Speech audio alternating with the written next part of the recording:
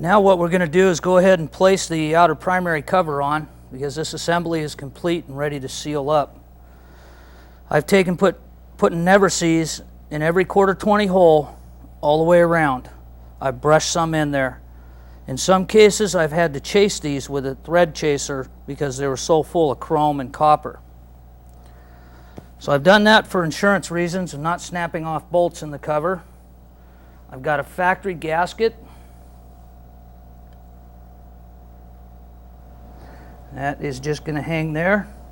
And I have a factory cover. Now these factory covers fit nice. That's why we like to use them. The chrome is nice, easy to install. There's dowel pins that there's something we need to remove. There's dowel pins and dowel pin holes. And as you can see, the factory, which I've just found, has inserted a plug into the dowel pin hole. That came from the factory like that, so no chrome went in there and wouldn't have caused a problem like I had earlier. So as you can see, the rear one has a factory plug and the front one. They care just a little bit more about what they make. The gasket, the cover, the two dowel pins, here and here.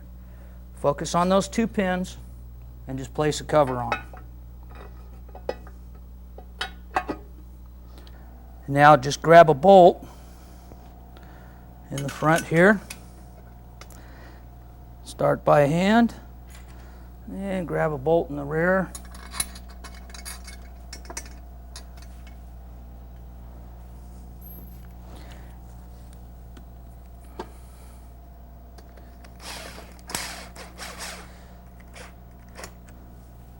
And we'll lightly, I don't want that I don't want right there. That's what I don't want. I don't want to see any rejection of going in. Okay. Get them up there just close, just to hold the cover on. And then work the rest of them in by hand. Just get them started. This doesn't, it feels okay. I'm glad I got never sees in this. If I didn't have never sees in this, I would probably get the bolt halfway in and snap it off at the threads. This will be fine once it goes in and out one time. And we're going to move around. Get a few of the top ones started. And then come down to the bottom. Okay, and I don't know if you can see this or not, but I'm actually pushing the gasket up in here, making sure that it's lined up properly,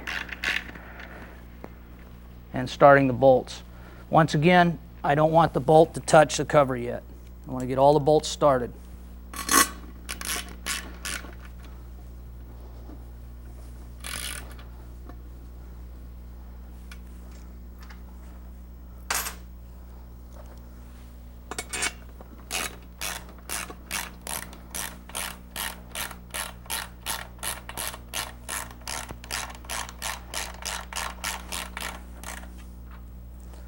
Okay, I'm one bolt short, 2 bolts short.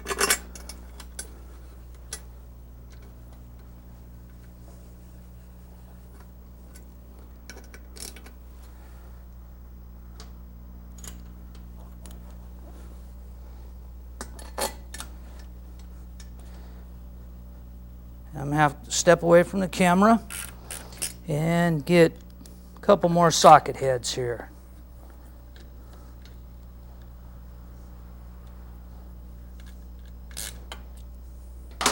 I placed those 2 bolts in that I needed. I've run everything in lightly. We're not even touching the cover.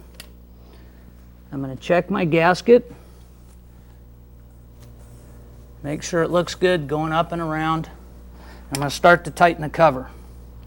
Now I use 2 to 3 fingers on the ratchet and just come in and tighten this.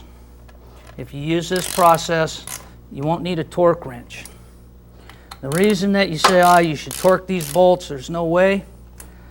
Once you fire this up and the engine warms up, this gasket's going to change. And these bolts are going to come loose. So we're going to check them again later on. So right now I just want to get them all nice and even. So I'm working my way up from the bottom, crossing over on the way up, and snugging them down pretty good.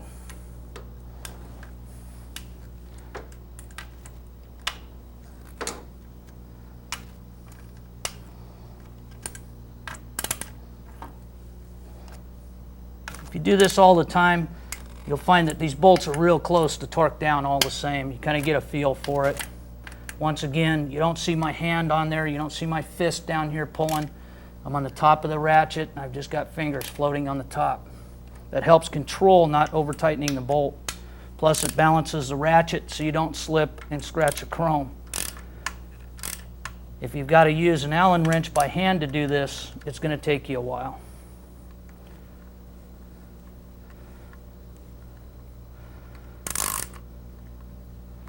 So if you're going to spend the money on the parts, you might as well spend the money on the tools, because it'll pay off.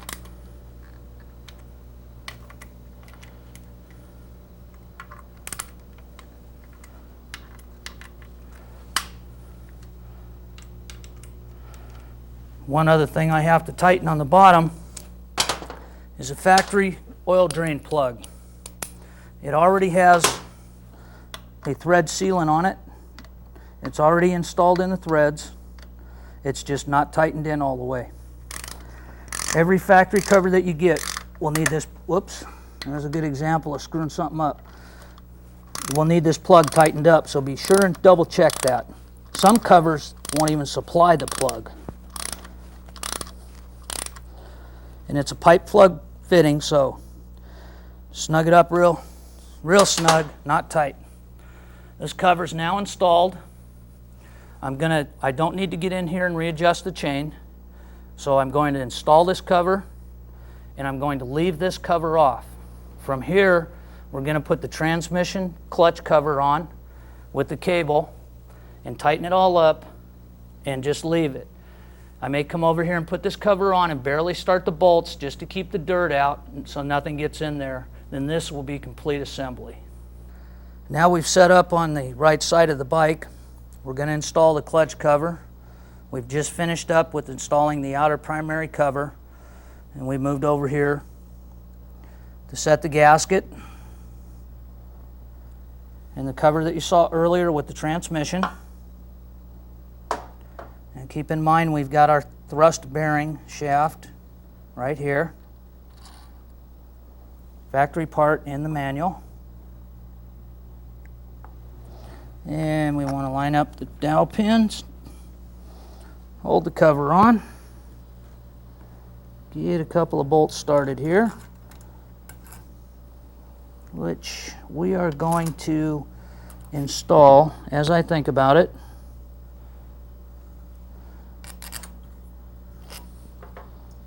The reason that I'm checking this at this time is we're going to put an outer chrome cover on this cover, a Pro 1 product that cleans up the outside of this. So let me just get organized on some bolts.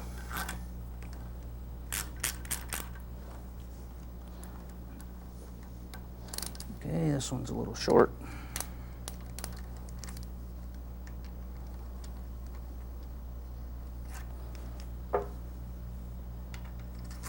Once again, you want to start the bolts in the cover before you start to tighten them. General practice in all covers. Load along.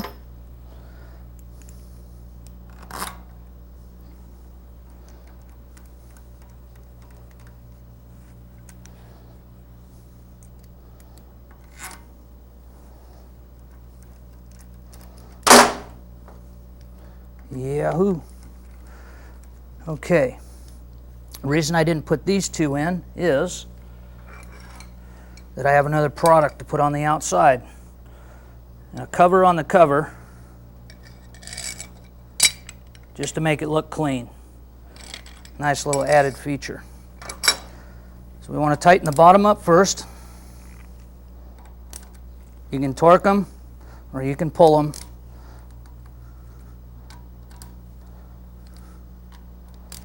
Whatever you prefer to do to tighten them down. I recommend that you torque them. but I've won a few lunches by having guys pull torque wrench out and check these, so they're real close. I have faith in myself on that just from doing it.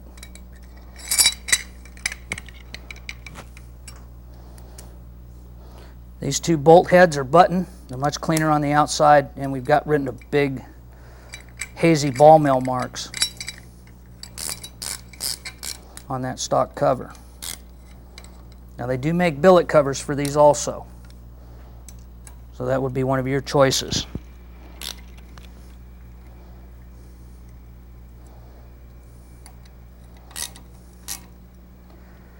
Okay, that was very simple.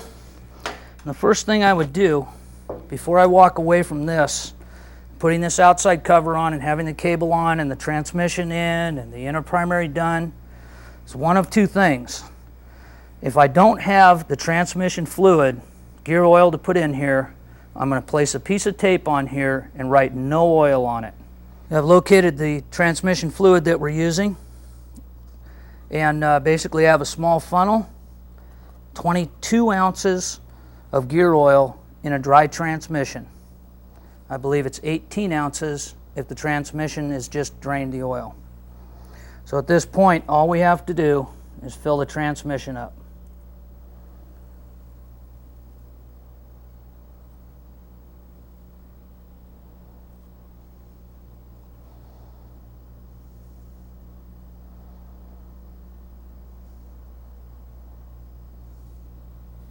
Okay, we've got our oil in the transmission.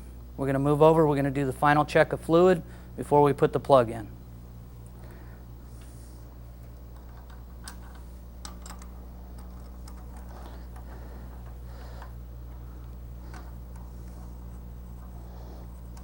Okay, run it in, run it out. And I've got it right on the full mark. Now I didn't use 22 ounces of fluid. It took 20 ounces of fluid. It's on the full mark. I'm installing the dipstick plug to stay. There's no need for that plug to come back out again until we get further down the road. That'll complete that process. I won't put any tape on here. I know that there's oil in the transmission.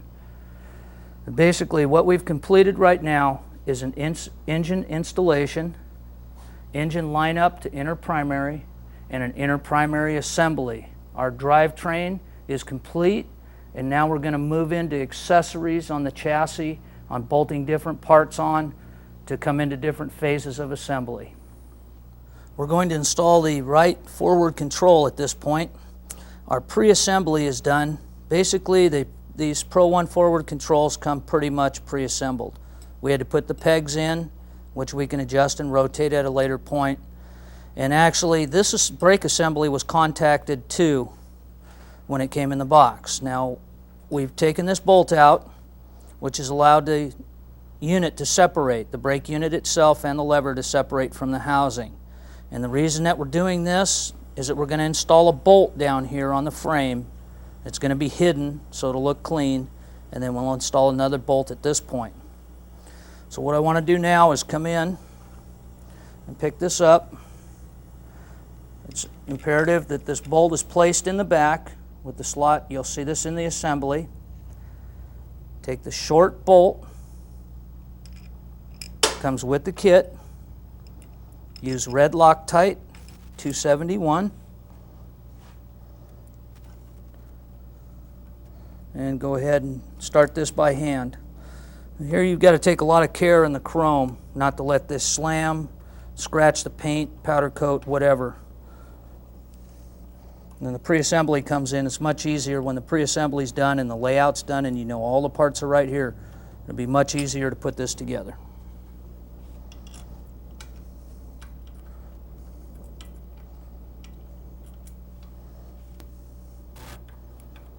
Okay.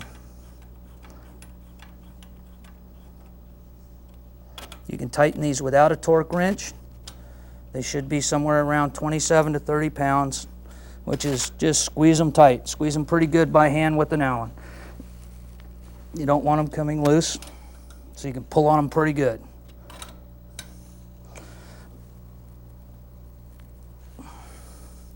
That'll be the last time those are removed. When you disassemble the unit, pay particular attention to the way that the shim and bearing pack came out of it.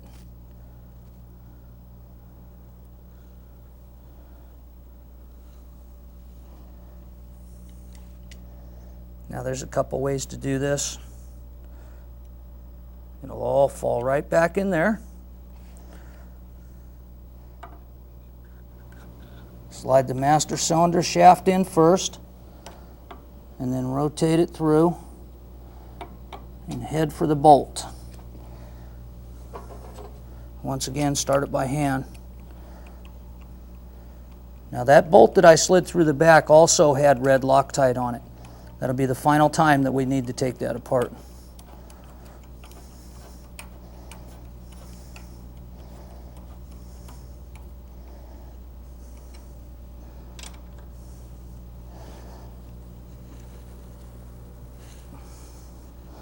There's a little spot in the chrome right there, I see. So I'm just going to loosen this up, rotate it to the bottom for a nice clean finish. Move up to the foot peg.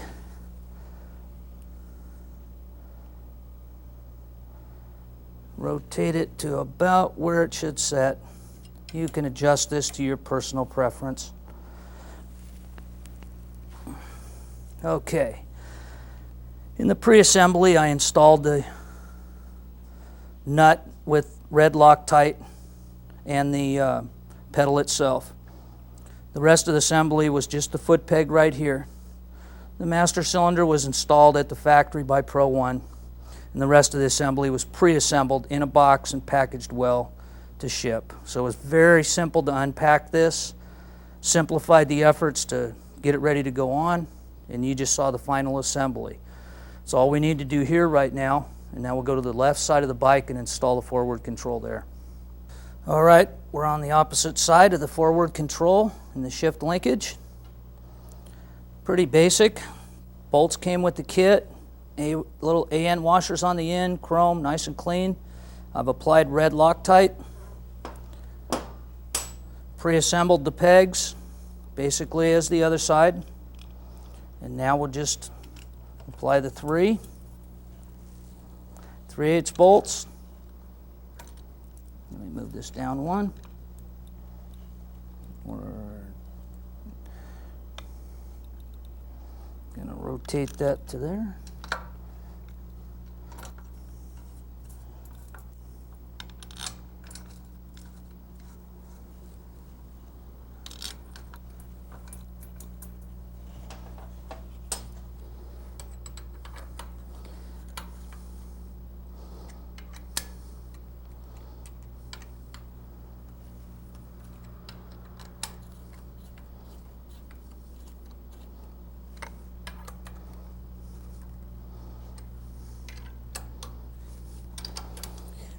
Now a little bit on the kickstand. We've got a factory soft tail kickstand that we're going to put on here. There's a lot of options in kickstands.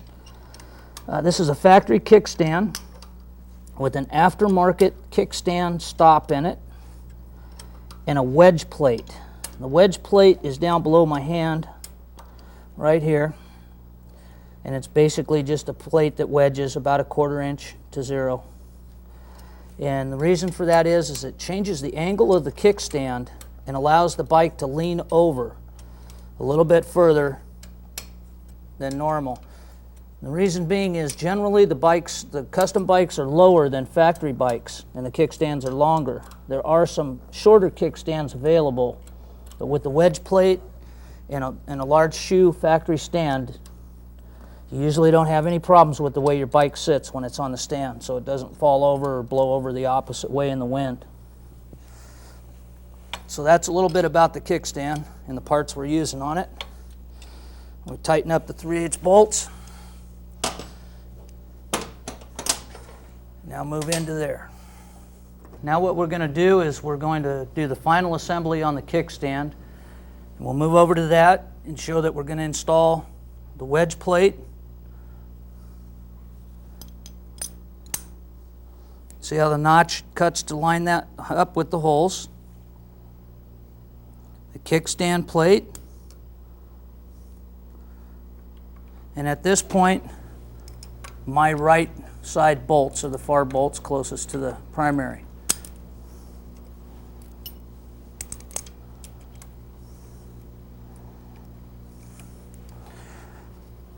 We don't want to tighten up anything yet.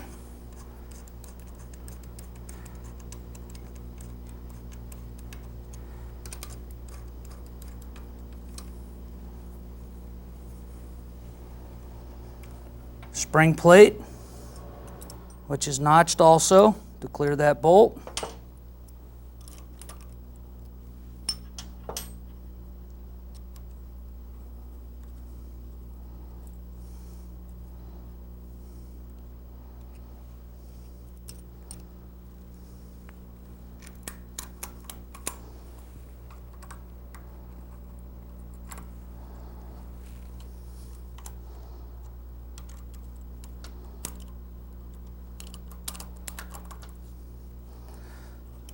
That's the simplest way to do that assembly. So I've got a socket and extension.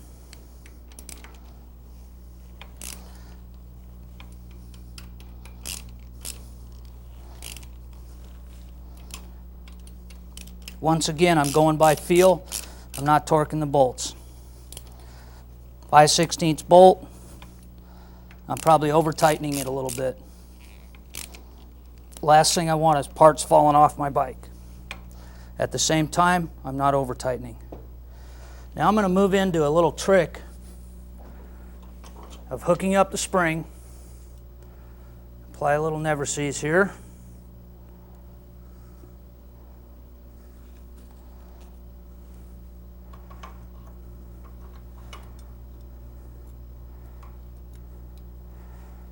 Notice how the kickstand is forward of the lock. The spring will pop right in the hole and then rotate it back around. Don't let it go. Set it down easy because we don't have the stop in. And come up with the aftermarket adjustable stop.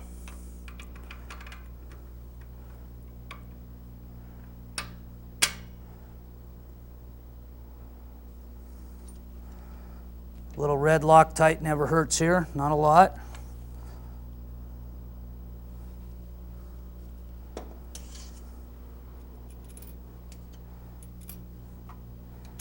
And a cap nut. So I've got a wrench to tighten that up.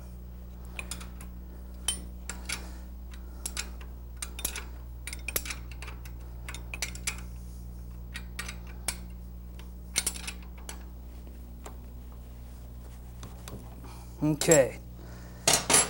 Now, I've adjusted the set screw and locked down the bolt to keep the kickstand off the outer primary cover.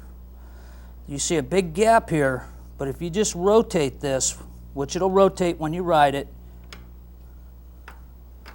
a little bit, you'll find that it'll get closer. Actually, what I'm going to do is I'm going to take a little bit more play out of that. I'm going to take half of this out, leave it a 1/4 inch away, so at least there's a 1/4 inch gap.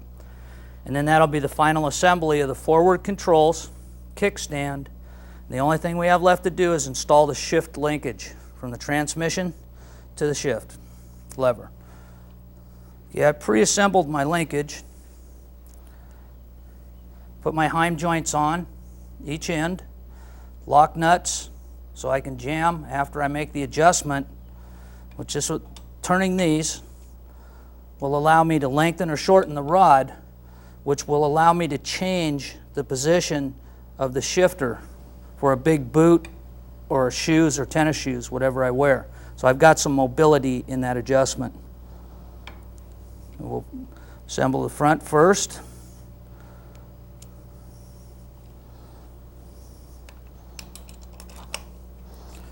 These bolts and nuts were supplied in the kit with the forward controls. This shift linkage piece is an aftermarket. Comes with a polished stainless rod factory, but we chose to put this billet one on.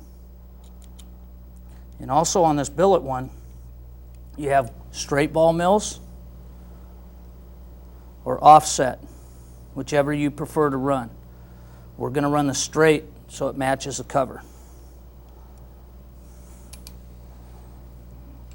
And all I've got to do is get my 5/16 fine thread bolt to put in there, and that'll finish that up. We may make some minor adjustments to raise or lower the foot peg shift position. I've located my fine thread button head, and I've installed an AN red Loctite. Simply start it, tighten it down. Now as I start this, and the front is started and installed, I'm going to step back and just kind of take a look at where the angle is. Now to me, I'm going to start right here. I'm not going to change, I'm not going to move it up, I'm not going to move it down. So I'm just going to leave it right where it's at and tighten it up, and this will be fine to run the bike. If we need to fine tune this, then we'll do it later.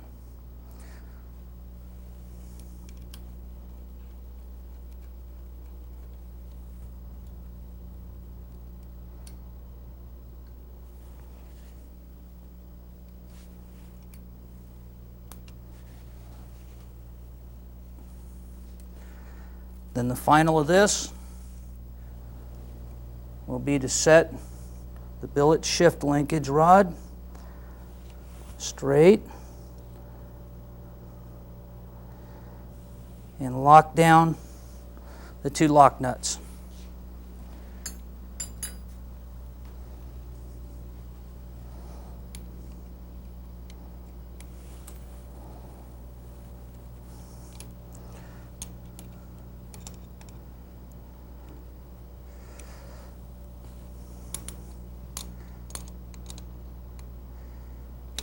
Well,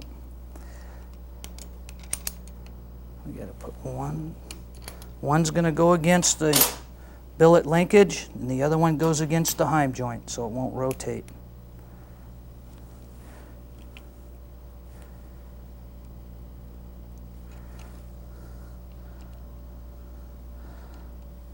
Okay, assembly complete.